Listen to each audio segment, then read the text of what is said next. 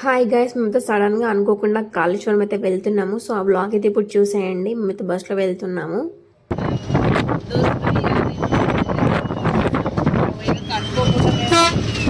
College మంత్రికి వచ్చినాక మంత్రి దాని నుంచి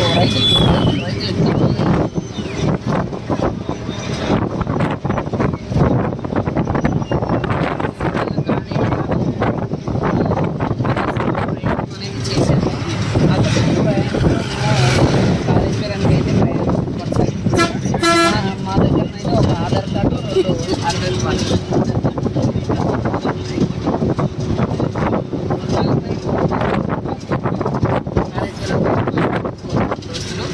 మరి ఈ సిద్దిపేట నుంచి రావాలంటేనేమో 200 పెట్టుకోవాలి దోస్తులు. మరి ఈ నుంచి అడిగిపోవాలంటే ఏది కాటారం దాకా పోవాలంటే 60 రూపాయలు ఒకరికి. మళ్ళీ నుంచి మళ్ళీ మనకు కాళేశ్వరం పోవాలంటే మళ్ళీ 50 అవుతుంది కావాలి. సో ఈ మొత్తం టోటల్గా చూసుకున్నట్లయితే మనం ఖర్చుకు టోటల్గా చూసుకున్నప్పుడు 2000 వరకు ఒకరికి 2000 రూపాయలు చొప్పున పెట్టుకొని పెట్టి రావచ్చు. అదే హైదరాబాద్ నుంచి వచ్చిందనుకోండి, ఖచ్చితంగా మనము ట్రైన్ ఎక్కి పెద్దపల్లి దిగాలంట. పెద్దపల్లి దిగకపోతే కాళేశ్వరంలో ఉన్న టెంపుల్ ఏంటిది తెలుసా? శివుడు, లక్ష్మీ ఇంకొక పేరేంటిది తెలుసా? ముక్తేశ్వరం అంటారు. అమ్మో నువ్వు అన్ని చదువుతాడు. ముక్తేశ్వరం అని ఎందుకంటారు తెలుసా? ముక్తి దొరుకుతుంది.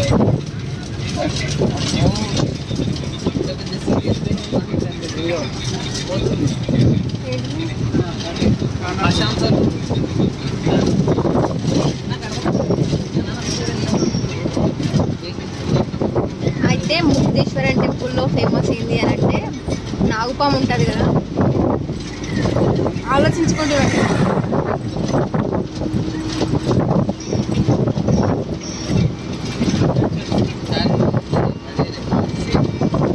బ్లాగ్ కోసం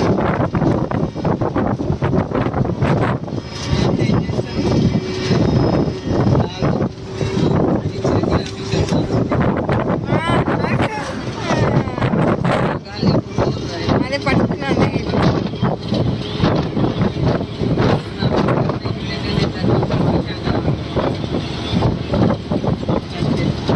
నేను నాది ఏమంటారు ఛానల్ నేమ్ ఉంటుంది కదా, అది పెద్దగా వేసేస్తా.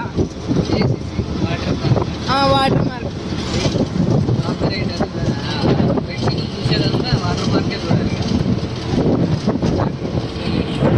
చిన్న చిన్నగా అట్లా మొత్తం వీడియో పక్క వేసేస్తా.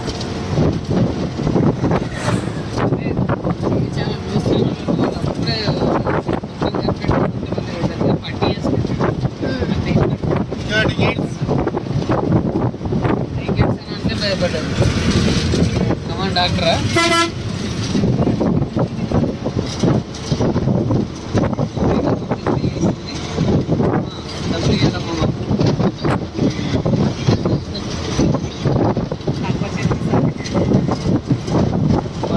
వీడియో తీసుకుంటే డబ్బులు అడగాలి.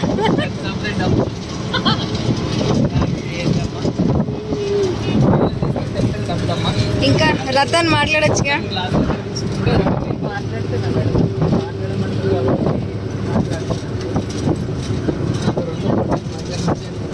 ఫారెస్ట్ చూడండి ఫ్రెండ్స్, మనం ఫారెస్ట్లో ఎలా అప్ప మీద ఎలా ఉంటుందంటే అలా పెరుగుతుంది చూడండి. ఇవన్నీ కూడా ఘాట్ రోడ్లు అంటారు. ఘాట్ రోడ్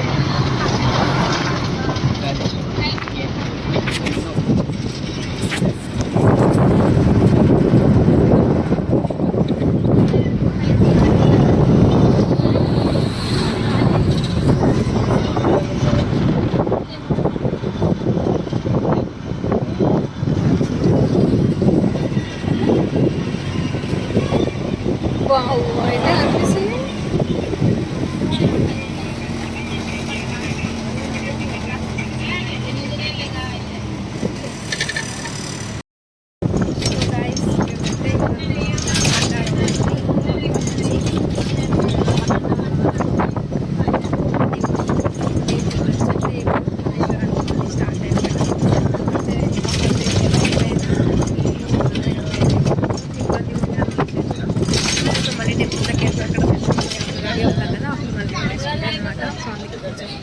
ఇట్లాంటి ప్లేస్లలో ఊరు ఉండాలి.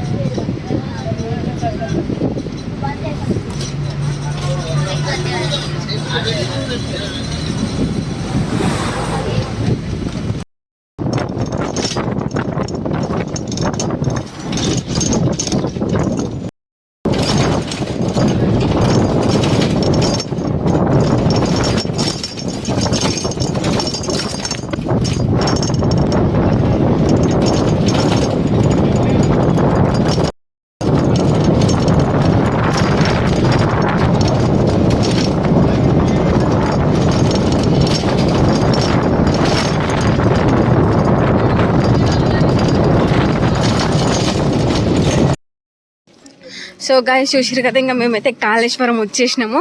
ఇప్పుడు గంగా స్నానానికి అంటే గోదావరి నది దగ్గరికి వెళ్తున్నాం అన్నమాట. సో ఆటోలు అవి ఉంటాయి, బట్ కాలినడక ప్రయాణం ఎంతో సురక్షితం, పుణ్యం అని అన్నారు మా ముందు వెళ్తున్న స్వాములు. సో ఇంకా మేము చూసారు కదా, ఇక్కడ గోమాతలకి చిన్న షెడ్ లాగా ఏర్పాటు చేశారు. ఎంత బాగుందో, క్యూట్గా శ్రీకృష్ణుడు. సో ఇప్పుడు మేము గంగకి వెళ్తున్నామట. గంగ దగ్గర స్నానం చేసుకొని అక్కడ పూజలు చేసుకొని వచ్చి స్వామిని దర్శనం చేసుకుంటాం.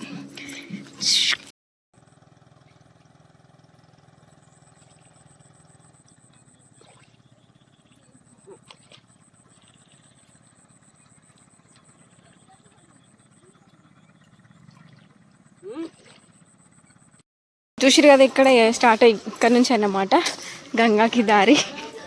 చూస్తున్నారు కదా, ఇక్కడ టెంకాయలు, చిన్న షాప్స్ అవి ఉన్నాయి. చాలా మటుకు అయ్యప్ప స్వాములే ఉన్నారు ఇక్కడ చూసిన. సో స్వాములందరూ అయ్యప్ప మాల వేసినాక అన్ని టెంపుల్స్ దర్శనం చేసుకుంటారు.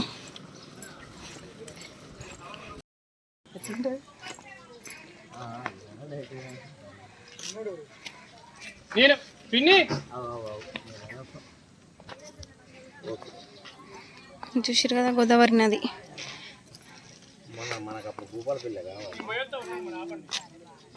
చూసిరు కదా గైస్, అయితే అక్కడ లోపలికి వెళ్తే బాగా ఇబ్బంది ఉంటుందని చెప్పేసి కూడా భక్తులందరూ కూడా బయట నుంచి స్నానం చేయండి, అంటే లోతుగా వెళ్ళకుండా దగ్గరలాగా వెళ్ళకుండా చేయండి అని చెప్పేసి బోర్డులు పెట్టి కూడా హెచ్చరించడం జరిగింది. అట్లనే ఇక్కడ చాలామంది మేము వెళ్ళింది సాయంకాలంలో కాబట్టి మీకు అంత క్లారిటీగా కనిపించకపోవచ్చు. సో గంగకి ఎందుకు వస్తారు చాలామంది అని అంటే, వాళ్ళు చేసిన ఎన్నో పాపాలను కడుక్కోవడానికి, మెయిన్గా మొక్కులు మర్చిపోయి ఉంటారు. మొక్కులు మర్చిపోయిన వాళ్ళకంటే దేవునికి మొక్కులు మొక్కుతారు, వాళ్ళు ఏదో పనిలో పడో మర్చిపోయో ఏదో ఇబ్బందుల వల్ల చేయలేకపోవడం, అట్లాంటి వాళ్ళకైతే గంగ స్నానం చేస్తే ఎంతో కొంత పుణ్యం లభిస్తుంది, క్షమాపణ లభిస్తుంది అని కూడా చాలామంది అంటుంటారు. సో గంగ స్నానం చేయడం అనేది చాలా ముఖ్యమైనది. ఇంకా పుష్కరాల టైం అయితే చాలామంది ఉంటారు. సో ఇలాంటప్పుడు వెళ్తే ఏంటంటే ప్రశాంతంగా మనం దైవ దర్శనం చేసుకోవడంతో పాటు ఇలా గంగ స్నానం కూడా చేసుకోవచ్చు అన్నమాట.